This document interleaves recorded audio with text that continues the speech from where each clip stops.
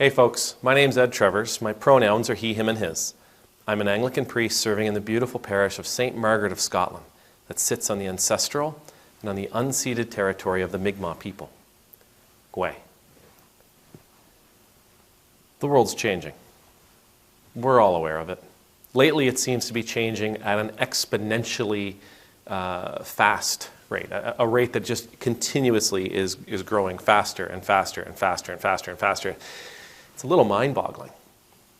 Now, coming from a church perspective, that puts us in a really complicated and challenging place. See, the church comes from 20 centuries of tradition.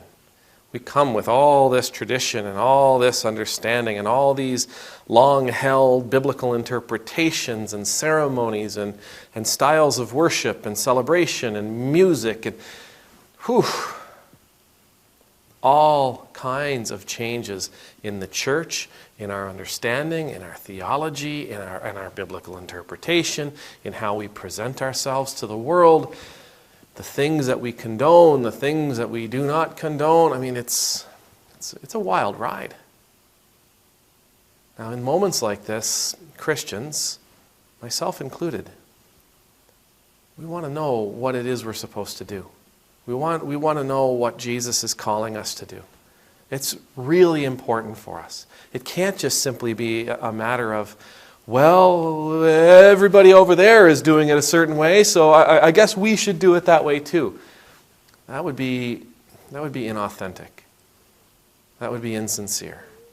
Right? It can't just simply be we go with the tides, we go with the waves, we go with the flow. No, the church is meant to be the church. It's meant to stand on the foundation that Jesus has provided for it.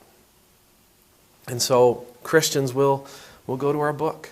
Right? Yes, of course, we'll look at it. We'll look at the tradition of the church, but the tradition of the church doesn't necessarily speak to us in times of great upheaval or great change. So we'll go to the book. We'll go to the Bible. And in the Bible, we'll look for something that we can hold on to. And oftentimes, we find ourselves gravitating to the laws, because the laws seem to us to be really, really black and white. The laws seem to say things very clearly. It is this way and not those other ways. It is this way and not those other ways. This is how you are to live and do not stray from this. And with the whole carrot stick stuff that comes with those passages in the Bible, we can say, okay, this is good, this is bad. We want to avoid the bad. We want to take up more of the good. We want the rewards. We don't want the punishment. And that becomes the thing that becomes our life preserver. Right? When it feels like the waves are lapping over our heads and we're not entirely certain how we're going to keep our heads above water, the laws and the word itself can become the life preserver. And by word, I mean those scriptures that offer us a certainty, those scriptures that demand we live in certain ways. Sometimes the law can get in the way. Sometimes those black and white, those scriptures that we see to be black and white directions as to how we are supposed to live and how we are supposed to conduct ourselves as Christians, sometimes those things can get in the way. And we know that because it leads to this internal struggle. It leads to an internal struggle that is really, really, if we're honest with ourselves, is really, really difficult to wrestle with. So today, I want to offer you a biblical interpretation that you might be able to use when it comes to wrestling with these crises of choice, with these moments where you as a Christian have to decide how you will respond to what is an ever-changing world and its spectrum of people. You know this story. Everybody knows this story. In one fashion or another, everybody knows this story. It's the story of the Good Samaritan. Jesus, when talking to a lawyer, the lawyer says, well, who is my neighbor? And Jesus, well, this is who your neighbor is. It's that story. We know that a guy is going down the road. He's on his way to Jericho. He's beaten. Bandits attack him. He's beaten. He's robbed. He's left for dead in the ditch, like naked. under the hot sun with nothing. He has nothing anymore. He's barely alive.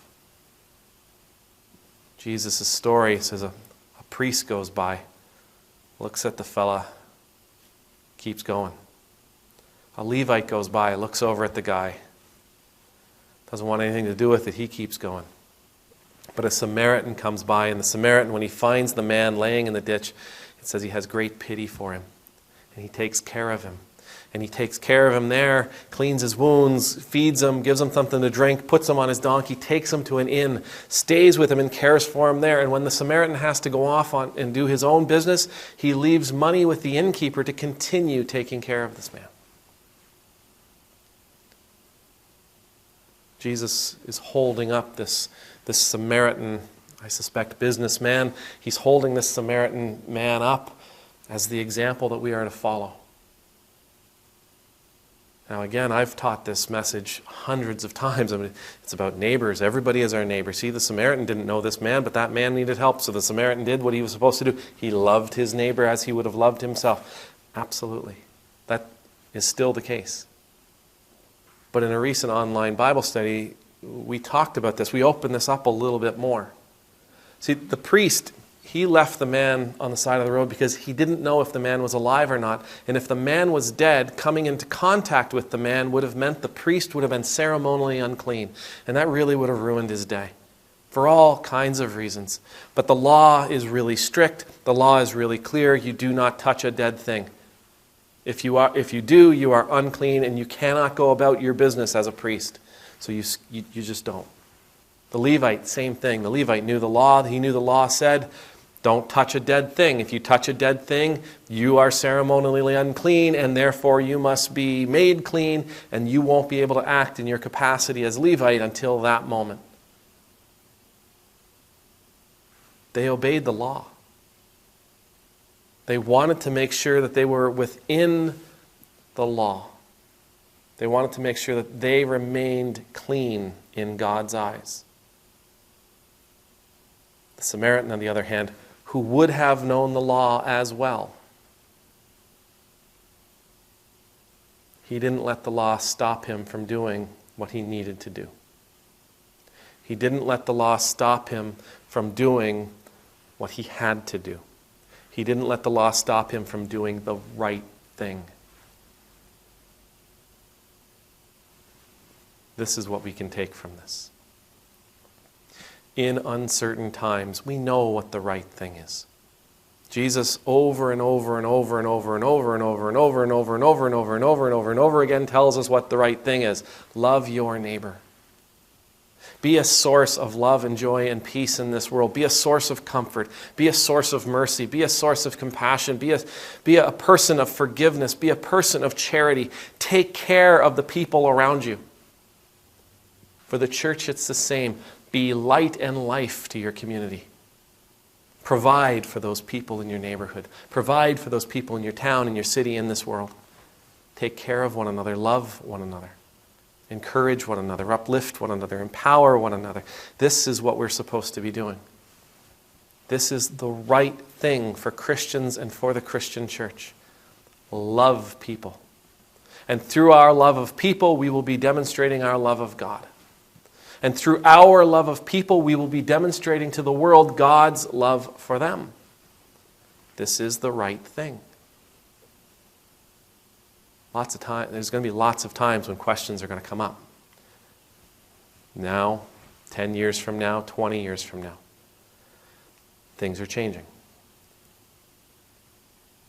We can't let the law, we can't let our desire for certainty, we can't let our desire to understand exactly what we are supposed to do to make sure that we are on God's good side. We can't let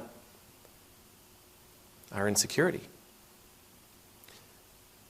get in the way of us doing the right thing at the right time. We can't let our insecurity, we can't let our doubt that we know how to conduct ourselves in this moment get in the way of us loving every single person we come in contact with. It's risky. It's risky, but we need to make sure that we are always doing the right thing, regardless of what we think the law says about the moment. Always err on the side of love. Always. The Lord bless you, the Lord keep you, the Lord's face be made to shine upon you and be gracious to you. May the Lord's countenance be lifted up to you. May you always know the peace of being in the Lord's presence. And I pray that as we have these moments of questioning, of theological crisis, where we're desperately trying to figure out how we are supposed to stay on God's good side in this moment, that we'll worry less about living in obedience to the law and worry more about living in obedience to doing what is right, loving our neighbor as ourselves. Amen. Numultus.